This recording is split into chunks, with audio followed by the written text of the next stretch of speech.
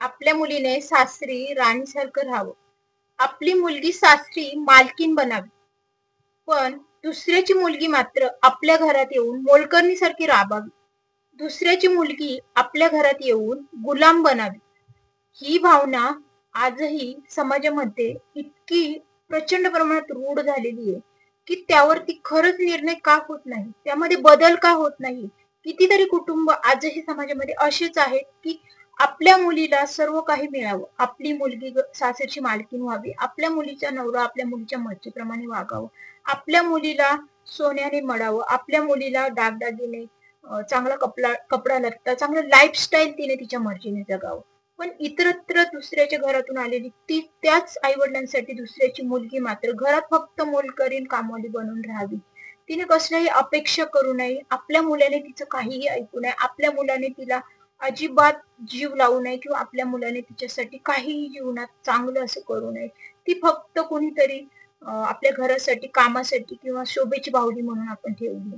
असा हा भेदभाव मुलगी आणि सुनेमध्ये कितीतरी आई वडील आजही करतात. आजही असा समाज खूप आहे आपल्या जीवनामध्ये की मुलगी आपल्या स्वतःच्या मुलीला माहेरपणासाठी आल्यानंतर 15 दिवस, 1 महिना, कितीतरी मुली अशा आहेत की माहेरी आल्यानंतर 15 दिवस, महिनाभर राहतात. अगदी मजेत. तिला सासरी काम आहे. तिला मग आता माहेरपणाला आली मग तिने कामच केलं पाहिजे. मग अशा या मुलींनी 9 वाजेपर्यंत झोपायचं, जेवल्यानंतर ताट सरकवायचं, असं जेवणाचं ताट पुढे हवं, ताट सरकून झोपायचं निवांत. छान माहेरपण म्हणतो ते माहेरपण एन्जॉय करायचं. अर्थात आई वडिलांकडे करा तुम्ही तुमचा जो हक्काचा, तुमचा तो म्हणतो ना आपण हक्काचा निवारा आहे तो आई वडिलांच्या प्रत्येक मुलीसाठी. पण ही दुसऱ्याच्या दारात गेलेली मुलगीचं काय? कितीतरी मुली अशा आहेत की त्यांना माहेरपणच नाहीये. त्यांना अनेक मुलींना आई वडील नाहीयेत, कोणाला भाऊ नाहीयेत. मग अशा मुलींचं माहेरी जाणं होत नाही. अशा मुली 12ही महिने तुमच्या दारात आहेत. अशा मुली 12ही महिने सासरीच नांदतात. मग अशा मुलींना आई वडिलांचं सुख नको का? अशा मुलींना कधीतरी असं वाटत नाही का की आपल्यावरती आपल्या सासू-सासऱ्याने आई वडिलांसारखं प्रेम करावं. आपल्यालाही कुठेतरी 4 दिवस समाधानाचे, आनंदाचे, प्रेमाचे मिळावे. आपल्यालाही कोणीतरी आयतं जेवायला द्यावं. आपल्यालाही कोणीतरी कधीतरी उशिरापर्यंत झोपण्याची परवानगी द्यावी. कितीतरी मुलींना स्वतःला अशा असतात की सासरी नंदा जेव्हा येतात तेव्हा त्या मुली त्यांच्याकडे पाहून त्यांच्या डोळ्यातले भाव असतात ते कुठेतरी खूप असे जलशीचे म्हणतात आपण, किंवा कुठेतरी त्रासदायक, संवेदनशील अशी भावना निर्माण होते की मला हे लाईफ का नाही, मी काय गुन्हा केलाय. या मुलीसाठी या आई वडिलांचे एवढा जीव तुटतो, एवढं प्रेम तिच्यासाठी दिलं जातं.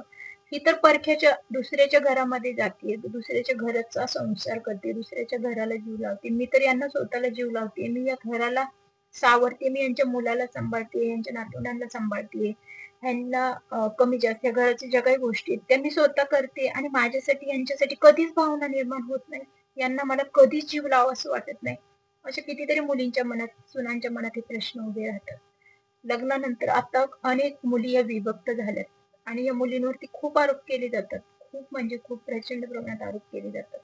सगळ्यात पहिला महत्वाचा मुद्दा म्हणजे लग्नाच्या आधीच अनेक आई वडिलांचा हा मुद्दा असतो. हल्लीच्या मुली सहन करत नाहीत. हल्लीच्या मुलींना विभक्त राहायचं असतं, त्यांना स्वतंत्र पाहिजे, त्यांना प्रायव्हसी पाहिजे, त्यांना सगळं मर्जीप्रमाणे जगायचं असतं. त्यांना नवरा ताब्यात पाहिजे, त्यांना सासू-सासरे नको, त्यांना सासरची कामं नको, त्यांना सासर नको. मग मला सांगा, हे एवढे सगळे आरोप त्या मुलीवरती केले जातात. का केले जातात? हे आरोप कुठेतरी तुम्ही उभे केलेत असं तुम्हाला नाही वाटत का? या आरोपांमागे कुठेतरी तुम्ही दिलेली त्या सुनेला वागणूक आहे.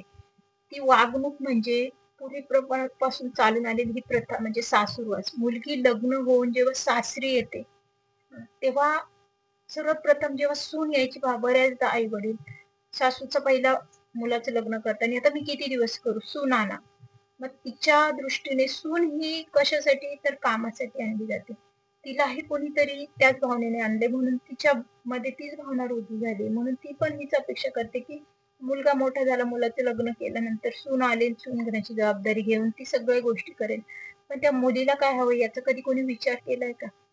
प्रथा रूढीप्रमाणे तुम्ही या प्रथा पाडल्यात की सुनेने एक दुसरं कुटुंब, घराची जबाबदारी घेण्यासाठी लग्न करून दुसऱ्या घरात जाणे. अरे पण त्या मुलीला ते हवंय का? याचा कधी कोणी विचार केलाय का? तर अशी ही स्त्रीची पिढीनपिढी पुढे चालत गेल्यामुळे त्या भावना सतत रुजत गेल्यात आणि आत्ताच्या मुलींना त्या भावना नको आहेत. आत्ताच्या मुलींना स्वतःच्या पायावर उभं राहणं, स्वतःचा सन्मान, स्वतःचा स्वाभिमान जपणं, या गोष्टी त्यांच्यासाठी महत्वाच्या आहेत. आणि त्याच्यात कुठेतरी जर त्यांना कुठेतरी अडवलं जात असेल, त्यांना दुखावलं जात असेल, त्यांच्या स्वाभिमानाला ठेच पोहोचवली जात असेल, तर मग त्या कुठेतरी इथे विरोध करतात किंवा मग स्वतःच विभक्त कुटुंब निर्माण करतात, विभक्त राहण्याचा प्रयत्न करतात. अनेक स्त्रिया, अनेक मुली विभक्त राहतात आणि मग त्यांना ह्या म्हणतो ना आपण द्वेषाला, रागाला, आरोप प्रत्यारोपांना सामोरे जावं लागतं. मग विभक्त राहूनही अनेक मुलींना हाच मानसिक त्रास दिला जातो की तुला कुटुंब नकोय, तुला सासर नकोय, तुला सासरचे लोक गोड नाही लागत, तुला स्वतंत्रता हवी होती. मग जेव्हा ती स्वतंत्र राहून नवऱ्यासोबत चांगली प्रगती करते, चांगली लाईफस्टाईल जगते, तेही या आई वडिलांना पाहत नाही की तुला या सगळ्या गोष्टी हव्या होत्या म्हणून तू वेगळी गेली. अरे अजिबात नाही. त्या मुलीला तुमच्या घरात राहून देखील ती बदल घडवण्याची, ती जर विभक्त राहून ती जर छान तुमच्या मुलाला लाईफस्टाईल देऊ शकते, तर त्या मुलीला अर्थात तुमच्या घरात तुमच्या आहे तिथे राहून देखील ती ती सिच्युएशन किंवा ती परिस्थिती, लाईफस्टाईल म्हणतात आपण, ती जे बदलली ते लाईफस्टाईल ती तुमच्या तिथे राहून पण जगू शकली असती. पण ते लाईफस्टाईल जगण्यासाठी तिला जे हवंय ती स्वतंत्रता तुम्ही तिला देत होतात का? तर नाही ना. तुम्ही तिच्यावरती बंधनं एवढी घातली होती की तिला तिच्या स्वतःसाठीच असं तिचं अस्तित्व तुम्ही निर्माण ठेवलंच नव्हतं की ती तिच्या स्वतःसाठी काहीतरी करू शकेल, जगू शकेल. तर ती दुसऱ्याच्या लाईफस्टाईलचा विचार कधी करणार? तर असं हे स्वतंत्र झाल्यानंतर या मुलींना देखील खूप आरोप प्रत्यारोप केले जातात. तिथेही त्यांना मानसिक टॉर्चर केलं जातं. आणि मग अशा मुली जेव्हा सासरी येतात तेव्हा मात्र मग पुन्हा त्यांच्याकडून खूप साऱ्या अपेक्षा, का ती आता विभक्त राहते, सगळं काही मजेत जगते, मग आल्यानंतर आता तिनेच सगळं केलं पाहिजे. पुन्हा तिथेच तो विषय अडतो की मग त्या मुलीने सासू सासऱ्यांसाठी प्रेम निर्माण कधी करायचं, तिला गावाला जायचं असतं. अनेक मुली आता अशा विभक्त ज्या राहतात शहरामध्ये, कामानिमित्त राहतात, काही अनेक असे मतभेद करून आलेले असतात. पण आता सध्या असं म्हणायला झाले समाजामध्ये की मुलगा कामाला आहे, मग सून पण तिकडेच आहे, मुलांचं शिक्षण पण तिकडे सुरू आहे. अरे त्या मुली खूप अडचणीत असतात. त्या मुलींना खरं तर तुमच्यासारख्या आई वडिलांची खूप गरज असते. पूर्वीची सिच्युएशन वेगळी होती, आताची सिच्युएशन खूप वेगळी आहे. मुलांना मोठं करणं आत्ताच्या आईंसाठी म्हणा, मुलींसाठी खूप कठीण आहे. पूर्वी गावाला मुलं मोठी झाली, लहानची मोठी. पूर्वी हे फ्लॅट सिस्टीम, शहरामध्ये सगळ्या स्त्रिया सुना नव्हत्या राहत. बऱ्याचदा पूर्वी जरी मुलं म्हणजे जे मुलं असायचे ते कामाला जरी असले तरी मुलांचे जन्म, त्यांचे नातवंड ही गावालाच व्हायचे आणि मुलं अगदी 5 म्हणजे पहिलीला जेव्हा जात नाही तोपर्यंत मुलं सून गावीच राहायचे. त्यामुळे त्यांचं ते संगोपन हे आजी आजोबांसोबत व्हायचं आणि पूर्ण गाव मोकळं गाव, मुलांची वाढ ही गावामध्ये व्हायची आणि त्या कुटुंबामध्ये व्हायची. त्याच्यामुळे बरेचसे लोक त्या मुलांना सांभाळण्यासाठी असायचे. पण आत्ताच्या मुलींसाठी तसं नाहीये. आत्ताच्या मुलांना जन्म दिला की एक फार तर 1-2 महिने ती आईकडे असते, आई वडिलांकडे असते. त्यानंतर पुन्हा तिला तिच्या जिथे तिने विभक्त कुटुंब तिचं सुरू केले नवऱ्यासोबत, जिथे ते कामाला आहे किंवा जिथे ते काम करतात, त्या ठिकाणी आल्यानंतर तिची खूप अशी तारांबळ होते त्या मुलांना सांभाळण्याची. घर काम, घरातली सगळी जबाबदारी, पुन्हा त्या मुलांचं सगळं संगोपन, मुलांना येणाऱ्या अडीअडचणींना अनेक गोष्टी तिला माहीत नसतात. त्यावेळेस तिच्या सोबत कोणीही असं म्हणतो ना आपण मोठं असं कोणीही नसतं तिला सांगण्यासाठी किंवा तिला काही सल्ले देण्यासाठी. तिला तुमची गरज आहे, पण तुमच्या ह्या अहंकाराच्या भावनेने, तुमच्या या टॉक्सिक त्रासदायक मानसिक नात्याच्या भावनेने ती कुठेतरी तुमच्यापासून दुरावली. पण हे तुमच्या लक्षात येतच नाही. तुम्ही तिला विभक्त म्हणून किंवा तिला ते पाहिजे म्हणून तिला तिच्यावर आरोप करून सहज मोकळे झालात. पण हे खरं तर ह्या गोष्टी चुकीच्या आहेत. अनेक मुलींच्या बाबतीत अशा गोष्टी झाल्या. मग त्या मुलीला त्या ठिकाणी त्या मुलांची वाढ करणं, एकटं सिंगल पॅरेंट बनून जाते ती. कारण की मुलगा तुमचा कामाला जातो, कामावरून येतो, थकतो, झोपतो, त्याला फार मुलांकडे पाहण्याकडे वेळ नसतो. मग त्या मुलांसाठी फक्त ती एकटी आईच खूप धडपडत असते, तीच खूप राबत असते. मग त्यावेळेस मानसिक, शारीरिक सगळं संगोपन ते तणावाखाली पूर्णपणे तिचे ते दिवस, कितीतरी वर्ष हे निघून जातात. आणि जेव्हा मुलं कुठेतरी मग थोडीशी मोठी शाळेत जायला लागते, तेव्हा कुठे तिला थोडंसं रिलॅक्सपणा मिळतो असं नाहीये. पण मुलं गेल्यानंतर थोडासा वेळ तिला स्वतःसाठी मिळतो.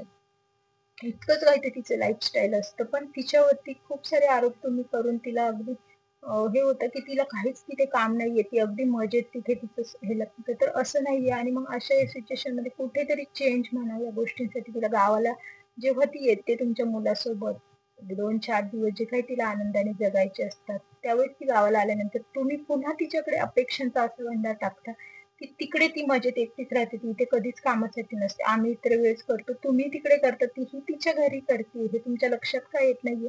इकडे आल्यानंतर तुम्हाला तिला खूप सारे कामं द्यायची असतात.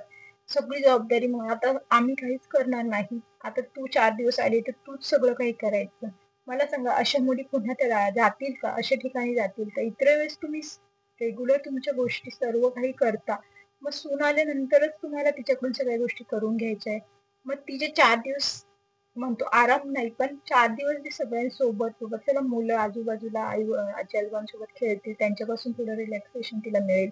थोडंसं एकटेपणा म्हणतो आपण, तिला थोडंसं एक विरंगुळा वेगळा असा आनंद मिळेल गावामध्ये वावरण्याचा, समाजामध्ये वावरण्याचा, 4 ओळखी होण्याचा हा जो आनंद तिला जीवनामध्ये घ्यायचा आहे. तो घेण्यासाठी ती तुमच्या गावाला येते आणि तुम्ही तिला पुन्हा कुठेतरी अपेक्षांच्या कामाच्या ओझ्याखाली लागून तिला कोंडून टाकताय, तिला बंदिस्त करताय.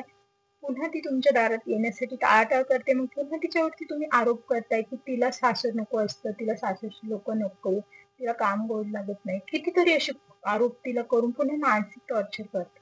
मग या मानसिकतेखाली मग अशा मुली मग आई वडिलांकडे जाणं पसंत करतात. मग जेव्हा त्यांना कधी चेंजेस वाटतं तेव्हा मुलांना घेऊन त्या स्वतःच्या माहेरी जातात.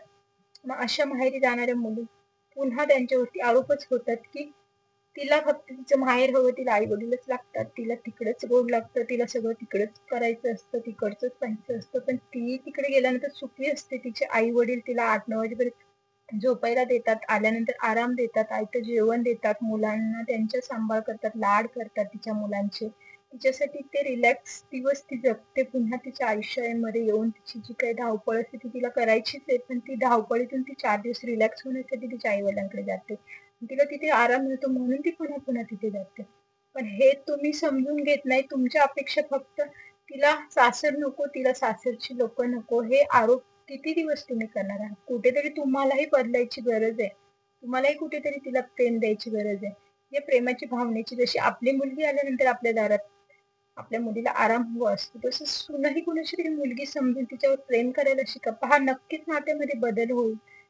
एकदा येईल, दोनदा येईल, एकदा आल्यानंतर निवांत जगेल, दुसऱ्यांदा आल्यानंतर निवांत जगेल. तुम्ही जेव्हा तिच्याकडे पाहण्याचा दृष्टिकोन बदलाल ना, कदाचित ती देखील जबाबदारीने तुमच्या घरच्या गोष्टी आपलेपणाने करायला स्वीकारेल.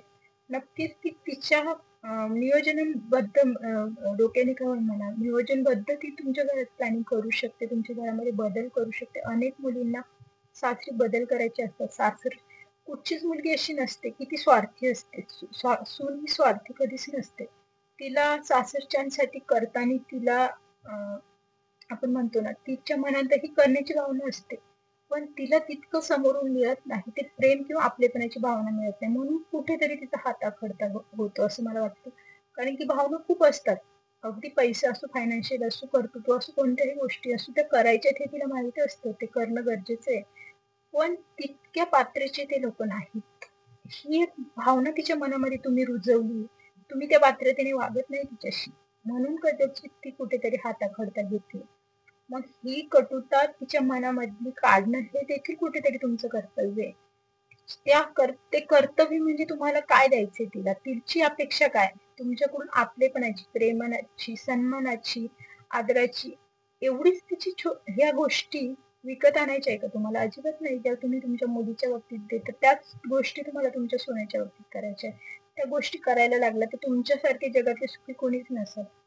की तिथे तुम्हाला आता म्हणजे हा एक अनुभवावरून सांगते की मला माझ्या सासरी खूप काही गोष्टी करण्याची इच्छा असताना देखील मी करू शकत नाही. त्याच्या मागचं का रिझन म्हणजे सतत तिथे गेल्यानंतर होणारं टॉक्सिक रिलेशन, कुठेतरी अपमानित केलं जातं. सतत अपेक्षा म्हणजे फक्त तू एक सून आहे, तू फक्त काम केलं पाहिजे, तू फक्त करत राहणं. इतरत्र गोष्टी त्यांना मला हक्क, अधिकार, निर्णय याच्यात सामील करायचं नसतं.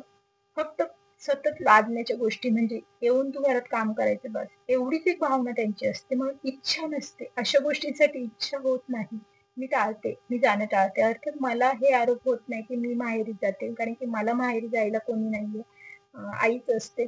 त्याच्यामुळे मी माहेरी फार जात नाही. माझी आई थकलेली, माझी मुलं तिथे, त्यांना करमत नाही, राहत नाही. एकच छोटंसं घर आहे. त्याच्यामुळे तिलाच मी बऱ्याचदा माझ्याकडे आणते. तिचा छान सांभाळ करते, राहते. तिला जोपर्यंत राहायचं तोपर्यंत राहते. माझे मिस्टर तिला आईप्रमाणे चांगले जीव लावतात. तिला जेव्हा जमेल तेव्हा ती येते. तिला कंटाळा आला की ती गावाकडे जाते, कारण की गावाकडची लोक फार काळ फ्लॅट सिस्टम मध्ये राहू शकत नाही, म्हणून ती जोपर्यंत तिला करमतं मुलांमध्ये ती राहते, नंतर ती गावाला जाते.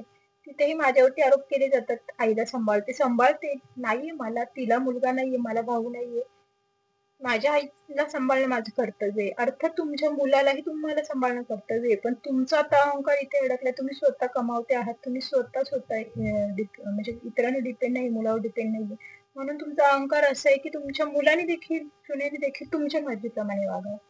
आणि मग आत्ताची ही जी भावना तुम्ही रूढ करताय, ह्यातून मग पुढे चालून हा त्रास होतो तुम्हालाच, की मग ज्यावेळेस खरंच तुम्हाला गरज लागते, मग त्यावेळेस मग कुठेतरी मग या सुना म्हणा की त्यांना बोल लावतात, की त्यावेळी जेव्हा आम्हाला गरज होती, आम्हाला तुमच्या प्रेमाची गरज होती, तुमच्या आपलेपणाची गरज होती, तेव्हा तुम्ही आम्हाला कधीच आपलेपणा दिला नाही, प्रेम दिलं नाही. आता आम्ही तुमच्यासाठी करणं कोणत्या भावनेने करायचं, त्या भावना तुम्ही बिल्ड केल्यात का आमच्या मनामध्ये, त्या भावना रुजू केल्यात का तुमच्यासाठी प्रेम द्यायला, तुमची सेवा करायला, त्या भावना तुम्ही रुजू केल्यात का आमच्या मनामध्ये, हा प्रश्न उभा राहतो प्रत्येक मुलाच्या मध्ये, सुनेच्या मध्ये. आणि मुलगा अर्थात करतो, पण मुलगा फायनान्स करू शकतो, मुलगा हे म्हणतो ना, कठोर परिश्रम जो असतो ते सुनेला करायचं असतं, मुलगा नाही करू शकत. मुलगा गरम गरम जेवण आई वडिलांना नाही देऊ शकत, मुलगा आई वडिलांची सेवा नाही करू शकत, मुलगा काम सोडून घरी नाही थांबू शकत, मुलगा आई वडिलांची दवाखान्यात म्हणा, जे काही सिच्युएशन मध्ये असेल त्या सिच्युएशन मध्ये सेवा नाही करू शकत, तिथे ती सूनच असते, हे प्रत्येक आई वडिलांना समजलं पाहिजे. आणि आत्ताच वेळ गेली नसेल, ज्या आई वडिलांना असं वाटतं ना, खरंच वेळ गेली नाहीये, ती समजून घ्या, सुनांना समजून घेणं खूप गरजेचं आहे. कितीही तापट, कितीही रागीट, कितीही वाईट स्वभावाची सून असेल ना, तिला प्रेमाची गरज असते, हे नेहमी लक्षात ठेवा, नाही तर मग ती तशीच आहे, ती आगावच आहे, आणि मग तिच्याशी वाटेल तसं वागत राहिलं तर ती त्याच्यावरच वागणार आहे, त्याच्यावरच तुम्हाला ती पुरून उरणार आहे, हे नेहमी लक्षात ठेवा. त्याच्यामुळे कुठे थांबायचं, कुठे नात्यांना बॉन्ड निर्माण करायचा, या गोष्टी प्रत्येकाला जीवनामध्ये समजल्या पाहिजे. इतरांची मुलगी तशीच आपली मुलगी, आपली सून तशीच इतरांची सून, या अशा गोष्टी जीवनामध्ये समजल्या पाहिजेत. मुलगा मुलगी असो, सून असो, मुलगी असो, ह्यातला भेदभाव खरं तर संपणं खूप गरजेचं आहे, आणि या गोष्टी संपाव्या जीवनामध्ये. कदाचित यामुळे आई वडील, सासू सासरे, हा जो कटुताचा भाव आहे ना, हा कुठेतरी संपुष्टात येईल. तर ही खूप गरज आहे खरं तर, कारण की अनेक मुलींचं मानसिक खूप सगळं काही असतं, मानसिक संतुलन विनाकारण बिघडतं. मला तर आता मी ह्या गोष्टी सोडून द्यायला लागली ना, मला देखील ह्या गोष्टींचा खूप त्रास झाला. कितीतरी वर्ष मी 5-6 वर्ष त्याच विचारांमध्ये गुरफटून राहिले. सतत ते असेच बोलले, ते असेच का वागले, ते तसेच का वागले, मी विभक्त झाले, माझ्यावर खूप सारे आरोप झाले. ते आरोप मला सिद्ध करता नाही आले, की मला हे काय अपेक्षित नव्हतं, म्हणजे माझ्यावर खोटे नाटे आरोप खूप केले गेले, आणि मग मला ते सिद्ध करण्याच्या मागे मी धावत राहिली. पण नका करू. जर त्या मुली असतील ना, त्या अशा त्रासातून बाजूला जाऊन विभक्त राहत असतील ना, अशा मुलींना माझं एक सांगणं आहे, की नका करू, स्वतःला सिद्ध करण्याचा प्रयत्न करू नका. एक गोष्ट लक्षात घ्या, माणसाचं व्यक्तिमत्व हे, प्रत्येकाचं व्यक्तिमत्व हे आपल्याला देवाने दिलंय. त्याच्यामुळे आपल्या व्यक्तिमत्वाचा आदर सर्वप्रथम आपण करायचा, इतरांकडून अपेक्षा नाही करायची, ना नवऱ्याकडून, ना सासऱ्यांकडून, ना समाजाकडून, कोणाकडूनही आपल्या व्यक्तिमत्वाचा आदर करावा अशी अपेक्षा नाही करायची. आपलं व्यक्तिमत्व जसं आहे तसं आपण स्वीकारायचं, आणि येस, मी ग्रेट आहे, मी जे करते ते मला बरोबर वाटते म्हणून मी करते, हे आपल्या मनाला ठामपणे सांगायचं. जे मला योग्य वाटतं तेच मी करणार. ह्या गोष्टी पण मुलींनी शिकल्या पाहिजेत, नाहीतर मग मानसिक तणावाखाली कुठेही राहिला तरी हा तणाव काही डोक्यावरचा कमी होणार नाहीये. त्यामुळे आरोप हे होतच राहणार आहेत. कुठच्या ना कुठच्या मार्गातून, कुठून ना कुठून ते आरोप होतच राहणार. मग आरोपांना कुठेतरी तोडून काढता आलं पाहिजे. ते आपण स्वतःच करू शकतो. म्हणून मी नेहमी सांगते, की स्वतःच अस्तित्व, स्वतःची ओळख ही स्वतःला करून देणं, स्वतःच्या म्हणजे स्वतःच्या मर्जीने जगणं, हे सगळ्यात उत्तम याच्यावरती उदाहरण आहे, उत्तम पर्याय आहे, की फार कोणाचा विचार नाही करायचा. जे आपले ते आपल्यासोबत येतात, जे नाही ते आपण काहीही करू शकत नाही त्यांच्यासाठी. आपली मग कितीही इच्छा असो त्यांच्यासाठी काही करण्याची, पण त्यांचा अहंकार हा त्यांच्यासाठी एवढा असतो, की त्यांना नात्यापेक्षा त्यांच्या अहंकाराला महत्त्व द्यायचं, आणि त्यांच्या अहंकारासोबत त्यांना राहू द्या.